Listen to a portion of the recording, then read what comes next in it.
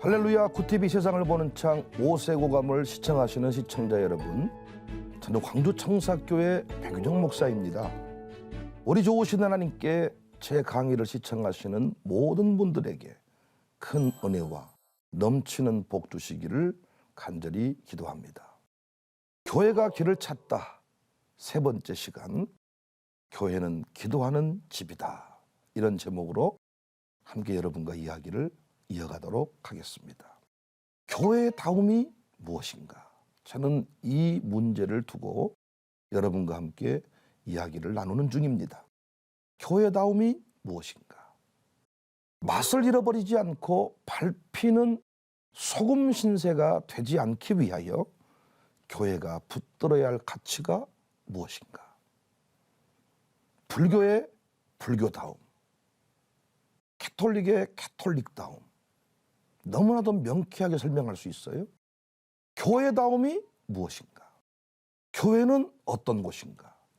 설명할 때 두말할 것 없이 기도를 이야기해야 합니다. 저는 한국교회의 부흥이 설교를 통해서, 제자훈련을 통해서 왔다는데 동의할 수가 없어요.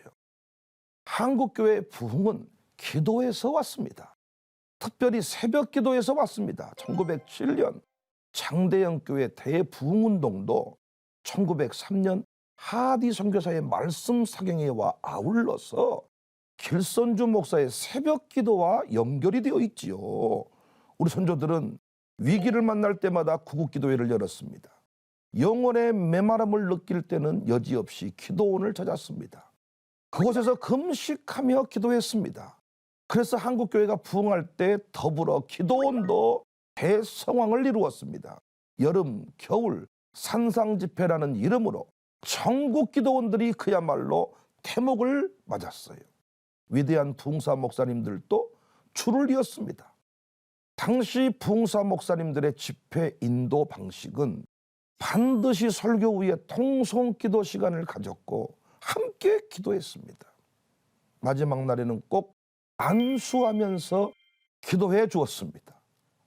아닌 분들도 계시겠지만은 제가 만나본 대부분의 부흥사들은, 요즘 부흥사들은 거의 기도가 없습니다. 마이크 들고 왔다 갔다 하다가 부목사들 불러내서 기도시켜두고 그냥 사라져버려요. 옛날 부흥사들은 함께 깊은 기도의 자리로 나아갔지요. 진짜 그 자리에 부흥의 불길이 타오르게 만들었죠. 이 시대의 그리스도인들의 최대 문제는 기도의 영성이 없다는 것입니다. 주일학교에서도 기도를 가르치지 않습니다. 이론적으로 가르치지만 실제로 옛날 우리 부흥사 목사님들처럼 함께 깊은 기도의 자리로 옛날 우리 목사님들이 산기도를 성도들과 함께 올랐던, 다녔던 것처럼 이 시대에 그렇게 기도를 가르치지 않는다는 거예요. 프로그램에 머물러 버리고 이론에 머무를 때가 많습니다. 우리 예수님은 예루살렘에 입성하시고 가장 먼저 하신 일이 성전 정화 사건입니다. 십자가에 달리시기 전에 하신 모든 일은 다 의도를 가지고 하신 일입니다. 남기고 싶은 메시지가 있어서 그렇게 하셨다는 겁니다. 성전에 들어가셔서 예수님이 하신 일은 의외로 간단합니다. 돈의 눈이 먼 종교 지도자들을 몰아내셨습니다. 그리고 그곳에서 선포했습니다. 그들에게 이르시되 기록된 바 내 집은 기도하는 집이다. 너희는 강도의 소굴을 만들었도다. 누가 강도의 소굴을 만들었습니까? 성전에서 돈을 벌었던 종교 지도자들입니다. 그렇다면 왜 이들은 돈에 눈이 멀어버렸을까요? 어쩌다가 강도가 되어버렸을까요? 기도하지 않았기 때문입니다. 하나님의 뜻과 상관없이 우상과 같은 습관을 붙들고 살았던 것입니다. 왜 우리 예수님은 피땀의 기도를 하셨을까요? 왜 예수님은 새벽 미명이 한적한 곳에 가셔서 기도하셨습니까? 왜 우리 예수님은 습관적으로 기도하셨습니까? 아버지의 뜻을 이루기 위함입니다. 아버지의 뜻대로 행하기 위함입니다. 자신이 원하는 길이 아니라 아버지의 뜻대로 하기 위함입니다. 우리의 기도와 이방 종교를 섬기는 자들의 차이가 여기에 있죠.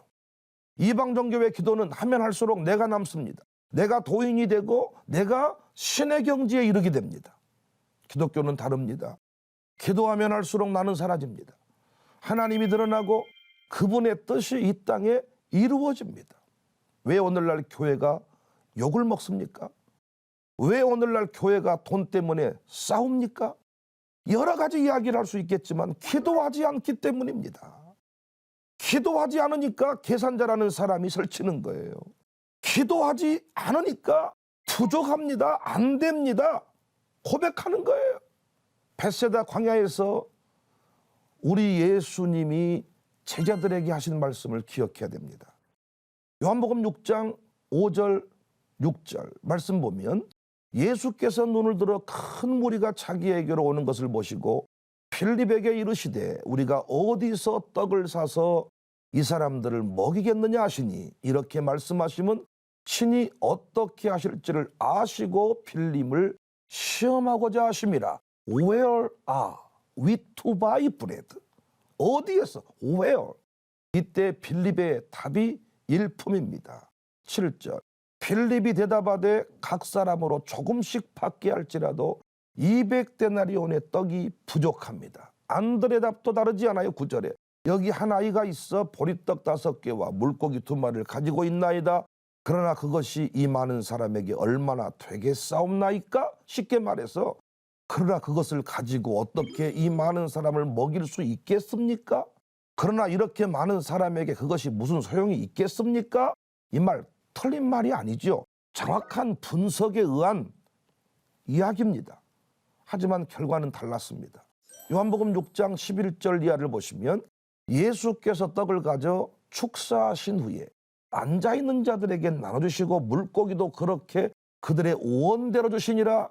그들이 배부른 후에 예수께 제자들에게 이르시되 남은 조각을 거두고 버리는 것이 없게 하라 하심으로 이에 거두니 보리떡 5개로 먹고 남은 조각이 12바구니에 찼더라. 이렇게 된 비밀이 뭡니까? 안 됩니다. 부족합니다. 어찌 되겠습니까? 이런 상황을 뒤집어버린 그 비밀이 뭡니까? 예수님의 축사입니다. 축사는 다름 아닌 감사 기도입니다. 우리가 배워야 할 기도입니다. 어느 순간 기독교인들이 현실주의자들이 되고 있어요. 현실에 입각해서 말하고 자신의 수준에서 계산하고 판단하는 일이 일상이 되고 있어요. 그래서 교회들마다 무리하지 않아요. 상식 수준에서 운영되는 분석에 의해서 데이터에 의해서 움직여지는 어떤 회사와 같아요. 신앙은 상식 이하일 수 없지만은 상식에 머물러서도 안 됩니다. 어떻게 다니엘과 그의 친구들은 상황을 따르지 않고 하나님의 뜻을 따를 수 있었습니까? 어떻게 다니엘은 원수들의 모함에 의해서 자리를 빼앗기지 않을 수 있었습니까? 기도했기 때문입니다. 그냥 기도가 아닙니다. 감사 기도입니다. 예수님의 축사 기도입니다. 다니엘서 6장 10절에 다니엘이 이 조서에 왕의 도장이 찍힌 것을 알고도 자기 집에 돌아가서는 입방에 올라가 예루살렘으로 향한 창문을 열고 전에 하던 대로 하루 3번씩 무릎을 꿇고 기도하며 그의 하나님께 감사하였더라. 어떻게 바울은 감옥에서 기뻐하자 말할 수 있나요? 내가 다시 말하노니 기뻐하자. 어떻게 그 고백이 가능한가요? 기도했기 때문입니다. 왜 기도하면 감사할 수 있습니까? 나를 향하신 하나님의 신실하신 계획을 알 수 있기 때문입니다. 로마서 12장 2절에 너희는 이 세대를 본받지 말고 오직 마음을 새롭게 함으로 변화를 받아 하나님의 선하시고 기뻐하시고 온전하신 뜻이 무엇인지 분별하도록 하라. 하나님의 뜻, 마음의 분별, 마음을 새롭게 하는 비법이 원리가 기도에 담겨져 있습니다. 빌립보 4장 6절 7절 아무것도 염려하지 말고 다만 모든 일에 기도와 간구로 너희 구할 것을 감사함으로 하나님께 아뢰라. 그리하면 모든 지각에 뛰어난 하나님의 평강이 그리스도 예수 안에서 너희 마음과 생각을 지킨다.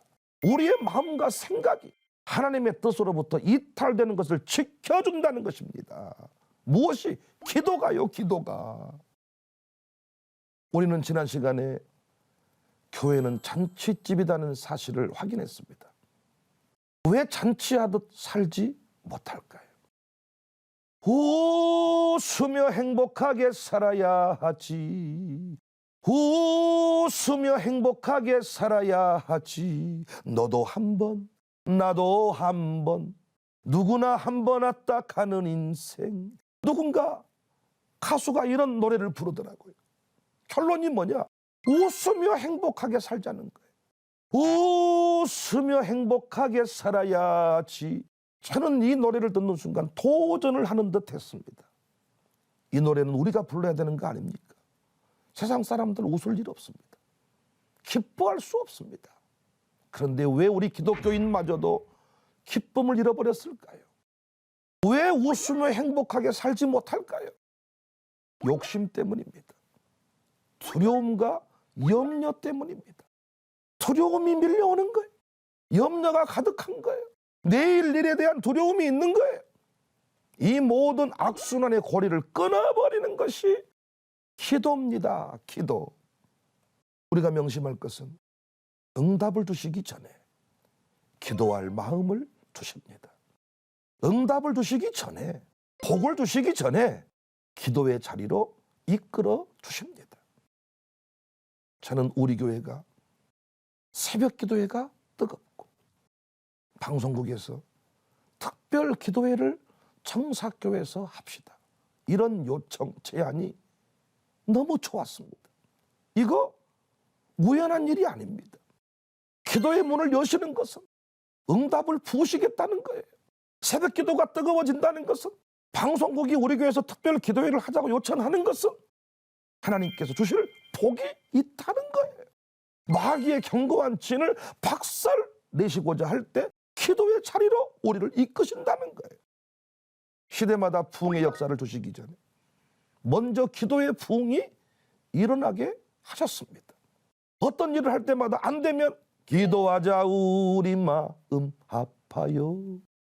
교회 건축을 하다가 어려워지면 기도하자 우리 마음 아파요. 코로나 때 뭔가 막 두려움이 밀려오면 기도하자 우리 마음 아파요. 선조들이 이 노래를 부르면서 기도를 모았습니다.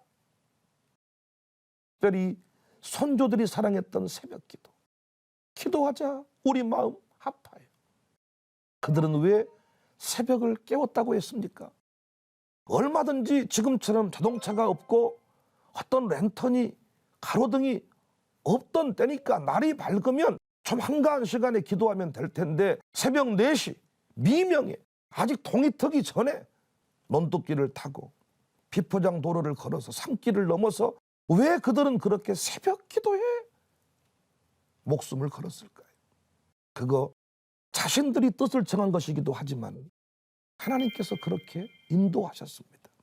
특별히 새벽 기도는 3가지 중요한 의미가 있었다 말씀을 드렸죠. 선조들의 새벽 기도는 가슴에 한을 푸는 시간이었습니다. 서러운 눈물을 쏟아내는 시간이었습니다. 여인이 함부로 눈물을 보일 수가 없었지. 어디서 가슴에 응어리를 풀어냅니까? 당연한 겁니다. 여인들로부터 또 사회의 어떤 신분 계급에 의해서 그 노예의 위치에서 서럽게 살아가는 그들, 종의 위치에서 누군가에게 아프다고 배고프다고 힘들다고 말할 수 없는 그들, 그 가슴의 한을, 남편에게 두들겨 맞고 시어머니에게 머리채가 뽑히고 그런 어려운 시절 그 모든 그 한을 풀어내는 통로가 새벽 기도였습니다. 어떤 분은 이런 기도가 안 된다고 말하지만 그렇지 않습니다. 다윗은 이미 시편 여러 곳에서 저주시를 쏟아냅니다. 하나님 앞에 가슴의 응어리를 통회하며 가슴의 응어리를 울부짖으며 털어냅니다. 하나님 앞에 쏟아낸 한은 기쁨이 되었고 간증이 되었습니다. 선조들의 새벽 기도는 그런 의미를 가지고 있었어요. 선조들에게 새벽 기도는 두 번째로 인생 역전, 부흥을 경험하는 시간이었습니다. 누구에게도 자녀를 부탁할 곳이 없었어요. 어떻게 공부를 시킬 방법이 묘연했어요. 뭐 유학 같은 건 상상도 못했죠. 부모는 무능했습니다. 부모가 어떻게 남 놓고 기억자를 모르고 빨래 찢겨 놓고 A자를 모르는, 그냥 하얀 것은 종이, 검정색은 글씨, 이 정도만 알았던 그들이 무엇을 어떻게 자녀에게 도움을 줄 수 있었겠어요. 그래서 그들은 하늘아버지의 능력을 사용코자 했습니다. 실제로 그 기도가 가문의 부흥을, 교회의 부흥을 일으켰습니다. 그래서 그들은 이 주의 일을 무릎으로 했습니다. 하늘의 능력을 받아서 감당했습니다. 의외로 목사님들 중에 머슴, 종의 아들들이 많아요. 찢어지게 가난한 집에 그 아들들이 많습니다. 머슴살이 하면서 남의 집 일하면서 서럽게 살아가면서 기도한 것입니다. 하나님, 이 서러움의 역사가 내 당대에서 끝나게 하십시오. 우리 아이들에게는, 내 자녀에게는 영광의 역사이게 하십시오. 하나님은 그 부모의 눈물을 주의 눈물병에 담았어. 때가 되니 축복의 소낙비로 부어지게 한 것입니다. 비가 내리면 수증기가 다 하늘로 올라가서 다시 모여 비가 되듯이 우리의 기도는 사라지는 것이 아니고 응답의 큰 그릇에 담겨져 있다가 때가 되면 축복의 소낙비로 부어진다. 적절한 비유입니다. 우리는 먼저 세상을 떠날 수 있어도 기도는 사라지지 않습니다. 오늘날의 분위기는 물론 달라요. 자녀를 위해 학원을 찾고, 입시 코디네이터를 찾고, 교수를 찾고, 병원 전문가를 찾고, 아이가 조금만 이상하면 병원에 가서 내 아이가 이상한 것 같아요. 그래서 진짜 별거 아닌데 문제를 키우는 부모가 많지요. 그런데 우리 부모들은 그러지 않았습니다. 기도했습니다. 하나님 도와주세요. 하나님 살려주세요. 그래서 하나님께서 베푸실 은혜에 관하여 그들은 관심이 있었습니다. 요즘에 우리 아이들, 부모들이 너무 유별나게 키웠는데 사회적인 낙오자가 되는 경우가 너무 많아요. 아무것도 아닌 일로 인생을 포기해버려요. 인생의 부흥은 하나님이 주시지요. 영원한 승리는 하나님께 있지요. 사람이 준 승리는 오래가지 못하지요. 모함 앞에 속수무책입니다. 나를 모함하려고 작정하면 당할 자가 없지요. 그때 필요한 게 뭡니까? 기도입니다. 기도하자 우리 마음 합하여. 기도하자 우리 마음 합하여. 우리 자녀들에게도 이 기도를 가르쳐야 됩니다. 인생의 위기를 만날 때마다 기도하자. 기도하면 하나님이 해결해 주신다. 응답해 주신다. 우리 선조들에게 새벽 기도는 일용할 양식을 해결하는 시간이었습니다. 진짜 그들은 끼니를 걱정하며 살았으니까 일용할 양식이 주어져야 됐습니다. 그 일용할 양식, 만나를 공급받는 시간이 새벽이었습니다. 그 만나로 가정을 지키고 교회를 지켰습니다. 하나님은 응답을 주시기 전에 기도할 마음을 주신다. 응답을 주시기 전에 기도의 자리로 이끌어 주신다. 시대마다 부흥의 역사를 주시기 전에 먼저 기도의 부흥이 일어나게 하셨다는 사실을 우리 시청자 여러분 잊지 않기를 바랍니다. 인생의 부흥은 하나님이 주십니다. 영원한 승리도 하나님께 있습니다. 사람이 가져다 준 승리는 오래가지 못합니다. 그래서 우리는 기도를 배워야 하고 기도의 능력을 청원해야 됩니다. 교회는 계산해서 이윤을 챙기는 것이 아닙니다. 의논하여 하나님의 뜻을 뭉개는 것도 아닙니다. 오히려 기도로 하나됨을 경험하는 것입니다. 기도하여 현실의 장벽을 넘어서는 곳입니다. 그래서 저는 새벽 기도가 일상이 되지 않는 사람에게 교회의 중한 직책을 맡기지 않습니다. 아예 정관에다가 새벽 기도할 수 없는 직업을 가진 사람은 우리 교회 남중직자가 될 수 없다. 권사도 할 수 없다. 이렇게 아예 못을 박았어요. 기도를 모르는 사람, 기도가 안 되는 사람, 결코 하나 되지 못하고 궁극적으로 아멘을 못합니다. 강도 같은 생각에 갇혀 있기 때문에 도둑이라 그랬잖아요, 예수님이. 그 탐심을 품고 있었습니다. 기도할 때 그 탐심을 이길 수 있고 하나님의 뜻을 품을 수 있는데 기도하지 않는 한 그 탐심에서, 탐심의 우상에서 벗어날 수가 없습니다. 결국 목사의 대적자가 됩니다. 어떤 권사님의 간증이에요.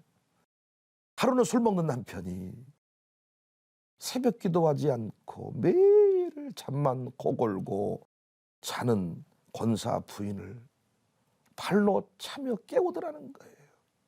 어이 무슨 권사, 오늘 중요한 계약이 있는데 당신은 기도하지 않는가? 당신 교회는 권사가 새벽 기도 안 해도 되는가? 제발 오늘 중요한 계약건이 있으니 기도 좀 해주라. 부탁을 하더라는 거예요. 부끄러웠대요. 자녀가 깨우는 경우도 있습니다. 엄마는 기도 안 해? 지금껏 부인이 기도해서 남편을 구원하지 못한 경우를 보지 못했습니다.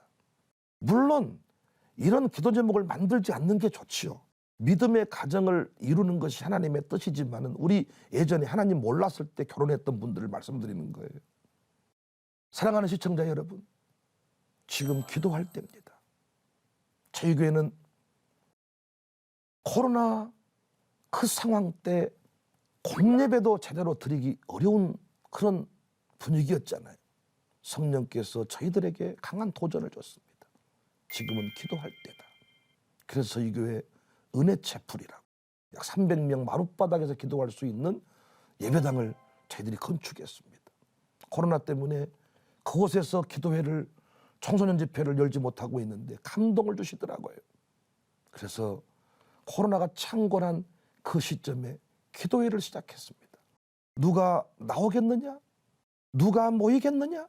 예배도 잘 나오지 않는데 과연 이런 기도회가 바람직한가? 그리고 저희 교회 은퇴하신 목사님들, 협동교육자들 몇 분과 우리 교회 권사님들과 샬롬스쿨 학생들 몇 사람과 함께 모여 기도하면 되겠다 싶어 시작을 했습니다.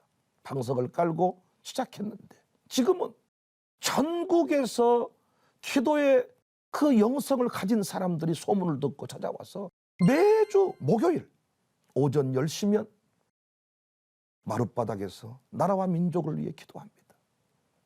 새벽 기도도 마찬가지입니다. 저희 교회 코로나가 창궐할 때도 새벽 기도 한 번도 중단한 적이 없습니다. 오히려 더욱 강력한 말씀을 선포하고 우리의 마음을 모았습니다. 하나님의 전신갑주를 바울이 얘기하고 마지막에 기도를 부탁하잖아요. 모든 기도와 간구를 하되 성령 안에서 항상 그 일을 행하되 여러 성도를 위해 하고 하나님의 말씀을 전하는 바울 자신을 위해 기도해달라고 했습니다. 지금 우리가 모여 기도할 때입니다. 여러 성도들을 위해 기도할 때입니다. 아무리 안전무장을 했을지라도 적군 아군 구별 못하면 안 되죠. 우리 안에 지지와 격려가 없으면 우리는 쓰러져 버리죠. 여러 성도를 위해 지금 기도할 때입니다. 여러 교회를 위해 지금 기도할 때입니다. 교회는 어떤 곳이냐? 기도하는 집입니다. 예수님이 말씀하시는 교회는 기도하는 집입니다. 목사는 어떤 사람이냐? 기도하는 사람입니다. 기도하는 일의 모델입니다. 함께 기도의 자리로 나아가야 됩니다. 옛날로 선배 목사님들은 강대상 밑에서 주무셨습니다. 기도하기 위해서입니다. 요즘에 이런 것들을 또 잘못 이해해가지고 장로를 잡으려면 목사가 부임해서 강대상 밑에서 1년 동안 6개월 동안 잠을 잡으려야 된다. 이렇게 하면서 어떤 잘못된 그 신화와 같이 강대상 밑에 잠을 자면 교회가 평안해진다. 교회가 장악된다. 그 실제로 잠을 자더라고요. 강대상 밑에서. 선조들이 했던 이야기는 교회 강단 밑에서 목사가 기도하라는 것이지요. 그곳에서 이 강단을 눈물로 적시라는 것이었지. 거기서 무엇인가 이 고행을 하라는 얘기는 아니었지 않습니까? 목사가 지금 코로나 시대 때 흔들려서는 안 됩니다. 무엇을 어떻게 시작해야 될까? 제가 말씀드렸잖아요. 교회가 길을 찾다. 교회가 길을 잃어버렸어요. 제가 책을 출간하고 모 방송국에서 인터뷰를 하는데 PD가 저에게 묻더라고요. 다 길을 잃어서 힘들어하는데 목사님은 어찌 감히 당당하게 교회가 길을 찾다 이런 말을 할 수가 있냐는 거. 혹시 교만한 거 아니냐? 그런 의도를 가지고 물었던 것 같아요. 아닙니다. 제가 길을 찾았다고 말씀드렸던 것은 우리 교회 제가 부임했을 때 우리 교회는 싸움판이었고 힘든 교회였습니다. 제가 그때 했던 일은 새벽 기도를 다시 시작하는 일이었습니다. 무너진 단을 수축하는 일이었습니다. 그리고 어린아이까지 새벽 기도 자리에 나오게 하는 일이었습니다. 지금 제가 아마 광주 지역에서는 새벽 기도 가장 많이 모이는 교회가 아닌가 감히 말씀을 드립니다. 장로님만 권사님만 드리는 새벽 기도가 아니고 주일 학생들까지 새벽 기도하는 교회가 됐습니다. 기도하는 일, 그 힘들고 어려운 일 우리는 어떻게 극복했냐? 기도했습니다. 코로나로 우리를 짓밟아버리더라고요. 너무나도 언론이 잘못된 보도를 하면서 교회 그동안에 쌓아왔던 이미지를 싹 순식간에 없애버리더라고요. 그때 우리가 한 일은 새벽마다 모여 기도했습니다. 다음 세대까지 기도했습니다. 기도했더니 하나님의 깊은 뜻을 우리가 알게 됐습니다. 하나님께서 이번 코로나 사태를 통하여서 청사교회를 전 세계에 드러낸다고 하셨습니다. 기도하니 역사가 일어났습니다. 기도하니 하나님의 뜻을 보여주셨습니다. 저는 그래서 우리 교인들과 가장 자주 부르는 노래가 기도하자 우리 마음 합하여. 기도하자 우리 마음 합하여. 기도하자 우리 마음 합하여. 교회는 기도하는 집입니다. 하나님의 말씀으로 세상을 이해하고 바라보는 마음의 자유. 여러분 안에 열리기를 소망하며 이 시간 마치겠습니다. 감사합니다.